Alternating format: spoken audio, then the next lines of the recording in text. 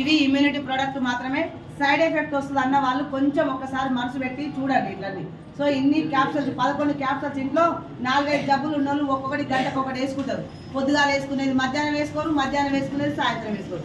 మర్చిపోయి పొద్దుగాల వేసుకునేది ఎప్పుడన్నా మధ్యాహ్నం వేసుకున్నావా కళ్ళాలు దిరికింద పడతాం. సో డాక్టర్ అప్పుడే అంటారు, అదేందమ్మా పొద్దుగాల వేసుకోవాలి మధ్యాహ్నం ఎందుకు వేసుకున్నావు, అందుకనే కళ్ళాలు తిరిగింది. సో ఈ 11 గోళీలు వేసుకుంటే మరి చచ్చిపోతున్నా ఉంటున్నా సాయంత్రం దాకా చూడండి.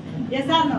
సో ఎందుకంటే ఇప్పుడు మీటింగ్ అయిపోతుంది, మధ్యాహ్నం నాగరికంలో మళ్ళీ మీటింగ్ ఉంది, సాయంత్రం కల్వకుర్తిలో కూడా ఉంది. సాయంత్రం దాకా ఉంటే నమ్మొచ్చా లేదా?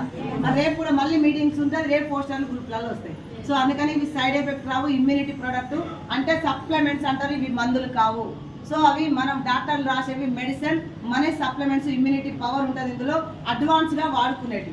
సో మనిషి అన్నాక రోగం ఎట్లా వస్తుంది, రాకుండా ఉండాలంటే ముందే వాడండి, వచ్చిన వాళ్ళు వాడుకోండి. SR no.